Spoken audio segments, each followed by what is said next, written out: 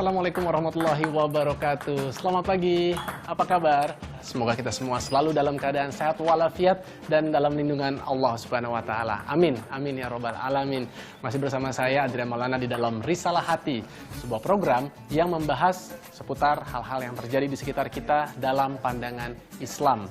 Dan saat ini saya sudah berada di kediaman Ketua Majelis Ulama Indonesia Pusat yang juga sekaligus sebagai Ketua Pengurus Pusat Muhammadiyah Din Samsudin yang sedang asik nih bermain tenis meja. Assalamualaikum Bang Din. Waalaikumsalam. Waduh, maaf ini. Nggak apa-apa, ini puasa-puasa kok tapi masih aktif berolahraga Bang Din. Itu tidak harus diam, apalagi tidur. Karena puasa itu bulan kerja. Katanya ada hadisnya, kalau tidurnya orang itu berpuasa. sudah diteliti, hadis yang berbunyi naumatus shaim ibadah. Tidurnya orang berpuasa itu ibadah. Ternyata hadis lemah. Hadis lemah, doif ya Bang? Hadis doif itu. Rasulullah dan sahabat pada bulan Ramadan itu berperang ya. Iya, iya. Ya tentu kita tidak akan berperang sekarang ini. Mengenai perang, kita juga saat ini sedang berperang sih Bang Din. Tapi berperang dengan yang namanya narkoba dan juga hawa nafsu. Iya, narkoba juga adalah manifestasi dari hawa nafsu. Nah, sebelum Bang Din juga menjelaskan hal-hal yang terkait dengan narkoba menurut pandangan Islam, kita lihat terlebih dahulu tayangan berikut ini. Ya. Remaja pengguna narkotika biasanya terpengaruh pergaulan dan lingkungan sekitar. Peredaran narkoba di kalangan pelajar merupakan fenomena lama yang sulit dihilangkan. Agar tidak terjerumus, peran keluarga menjadi hal mutlak untuk menanamkan pengetahuan bagi anak. Ironisnya, pengguna sekaligus pengedar narkoba usia remaja jumlahnya terus meningkat setiap tahun. Komisi Perlindungan Anak Indonesia menilai, narkoba di kalangan remaja dapat ditekan jika ada sanksi tegas bagi pengedar di bawah umur. Menurut data BNN, selama 2014, 4 juta lebih pengguna narkoba berasal dari rentang usia 10 hingga 59 tahun. Yang mengejutkan, 27%-nya adalah kalangan pelajar yang nantinya memimpin negeri ini. Jika dibiarkan, jumlah pengguna narkoba diprediksi terus meningkat hingga 2020 mendatang. Akhir 2015, pengguna narkoba di tanah air diperkirakan mencapai 5,1 juta orang. 50 orang harus meregang nyawa per hari akibat narkoba. Tim Liputan melaporkan untuk NET. Nah, tuh Bang Din, sudah dilihat kan bahwa ternyata Waduh, hati-hati kantor ya, hati-hati nah ya. Jadi sampai ketemu ya. Maaf ya nih, jadi dipinjam nih papanya nih. Silakan. Iya. Assalamualaikum. Waalaikumsalam warahmatullahi wabarakatuh. Wah, sayang sih sibuk sih. Padahal sebenarnya nih yang kita mau bicara ini pas banget nih buat kita lihat bahwa ternyata kita nih sedang diserang bertubi-tubi nih Bang mengenai Luar masalah biasa, narkoba. Sungguh-sungguh memprihatinkan itu. Ini sebenarnya tanda-tanda apa sih Bang yang sedang terjadi? Saya membaca data ya. Karena ada sekitar 5 juta pemakai, belum lagi korban. Ya. Saya kira sekitar 18 orang per hari.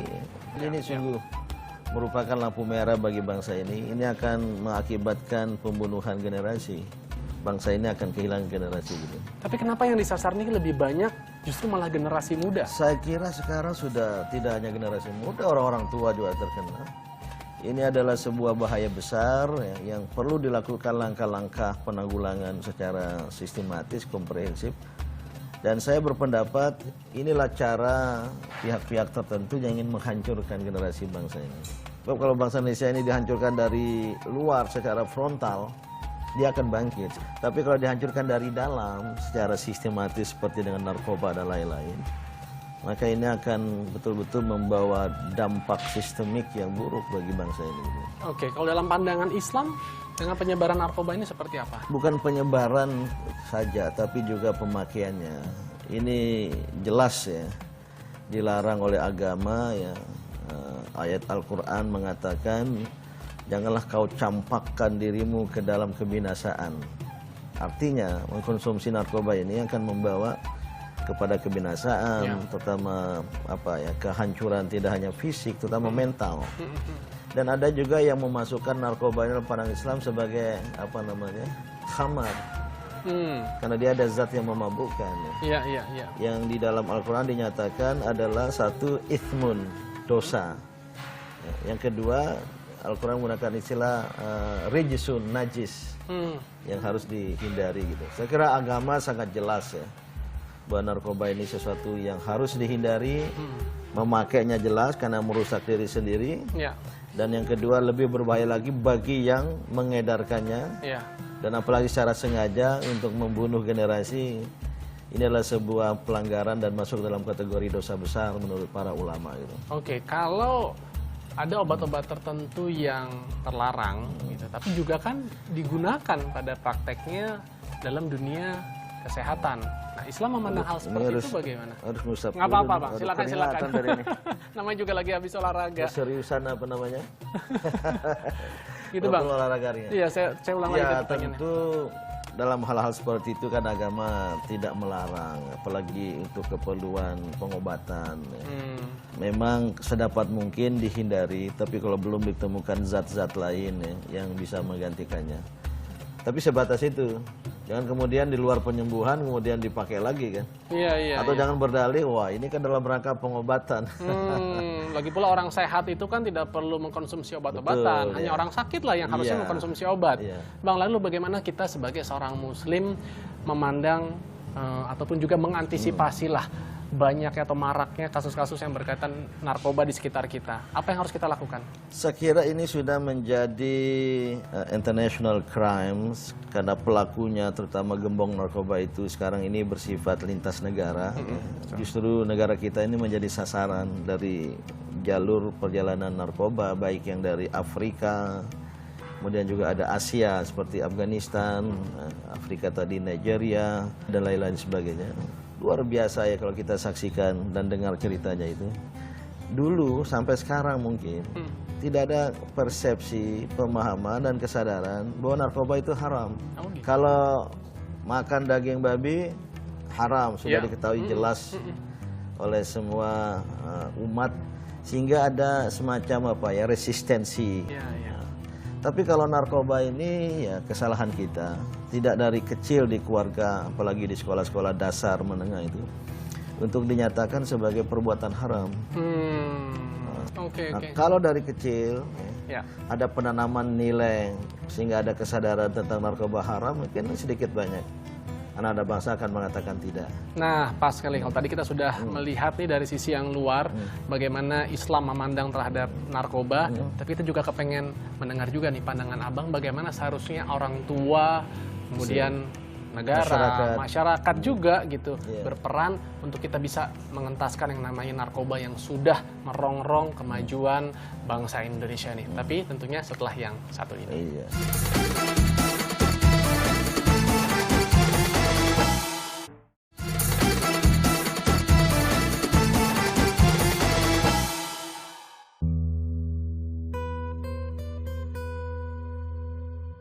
Oke, Bang, kita lanjutkan bincang-bincang kita tadi seputar narkoba. Kalau sekiranya, nah tadi ini mengenai orang tua ya, bahwa pola sikap, kemudian perilaku, tutur kata anak ini kan banyak mencerminkan orang tuanya. Jadi seharusnya bagaimana sih orang tua ini dalam mendidik anak-anak supaya jauh dari narkoba? Ya, pertama kan tadi sudah kita bincangkan kemungkinan faktor-faktor penyebab seseorang bisa terpengaruh dengan narkoba ini. Menurut pengamatan saya lebih karena pengaruh orang-orang yang terdekat. Nah, sayangnya seorang anak ini kan tidak selamanya 24 jam berada di rumah. Sementara sekarang masyarakat Indonesia ini mengalami perubahan yang drastis. Ada liberalisasi budaya, yaitu kebebasan budaya, dan sedikit banyak ikut mempengaruhi. Ketika anak-anak berada di luar, kemudian apalagi ada yang bersengaja untuk mempengaruhi anak-anak. Saya dengar bahkan anak-anak SD sudah mulai dicoba, digoda ya, dengan permen coklat yang ternyata narkoba, Biskuit ya, Bang? biskuit dan lain sebagainya. Maka keluarga tetap penting sebagai perisai terakhir, ya, terutama bapak ibu yang mampu menanamkan nilai-nilai. Kalau seandainya keluarga muslim umpamanya ada kemungkinan kesempatan untuk berkomunikasi, mungkin sedikit banyak akan membentengi anak-anak kita ya. Selain juga perlu ya memilah dan memilih teman. Ya. Dan kalau memilih teman yang salah ya akan Bisa menjadi ketarik gitu salah, ya, Bang? Ini sungguh besar sekali godaan dari narkoba ini yang mengancam dan merupakan malapetaka bagi bangsa ini. Lalu bagaimana dengan keluarga muslim yang sekiranya memiliki kondisi anak ini sudah menjadi pengguna narkoba, apa yang harus mereka lakukan? Pertama, harus diterima sebagai sebuah musibah dan sebagai sebuah realitas.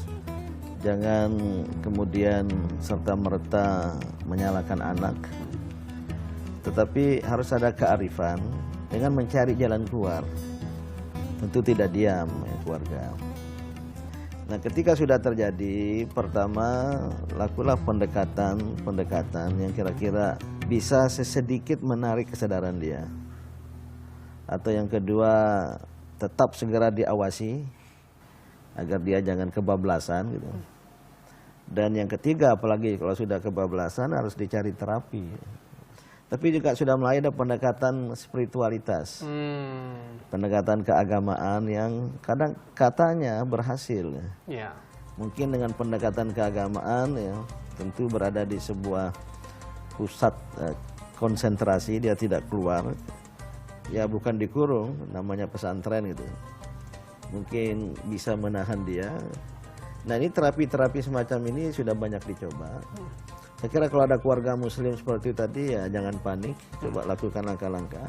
Tentu sangat tergantung kepada derajat keterpengaruhan sang anak ya. Kalau masih pemula mungkin masih bisa diselamatkan. Nah di sini terlihat ya betapa pentingnya peran dari orang tua sebagai pendidik yang pertama, yang paling utama. Tapi juga tidak bisa kita kesampingkan tadi faktor lingkungan, termasuk juga dalam hal memilih sekolah, mengingat ternyata belum meratanya tingkat pendidikan yang artinya memasukkan kurikulum tentang bahaya ini dalam kesehariannya gitu. Jadi kalau dalam sekolah menurut Bang Din hal-hal apa yang perlu ditanamkan memang harus kepada anak dipilih didik? sekolah-sekolah yang diyakini bebas narkoba. Ya. Walaupun sekarang sekolah-sekolah agama, termasuk sekolah-sekolah Islam, itu tidak luput dari narkoba, dari bahaya narkoba. Yang mengancam karena justru pihak-pihak tertentu ada yang menjadikannya sebagai sasaran. Di SD itu tahu di depan sekolah sudah menunggu orang-orang yang pura-pura berbuat baik, memberi tadi permen coklat atau biskuit, atau dengan cara-cara tertentu yang saya kira kelompok itu sangat canggih ya, apalagi dia punya kekuatan uang gitu. Nah oleh karena itu tetap bagus memilih, dan mungkin ya, sekolah-sekolah sekarang harus dibangkitkan untuk bisa menjadi tameng juga. Jadi guru-guru, terutama guru agama, harus mulai menanamkan narkoba itu haram, narkoba itu bahaya. Bila perlu spanduk di sekolah itu permanen. Nah, mungkin di sana say no to narkoba, to drug. Sebelah sana lagi narkoba membawa ke neraka. Nah kalau ada gempuran ya, penghadapan semacam ini, saya berkeyakinan kita akan sedikit banyak bisa menahan anak-anak bangsa ini untuk tidak terpengaruh kepada narkoba gitu. Iya, luar biasa. Jadi kalau tadi kita udah mungkin coba menarik bahwa ternyata narkoba ini sudah menjadi ancaman buat kita, dan kita tidak bisa tinggal diam. Peran dari orang tua, peran dari lingkungan, masyarakat, dan negara. Dan juga negara. Iya. Nah, untuk membahas mengenai peran negara seperti apa menurut pandangan Islam, kita akan bincangkan lagi, tapi tentunya setelah yang satu ini.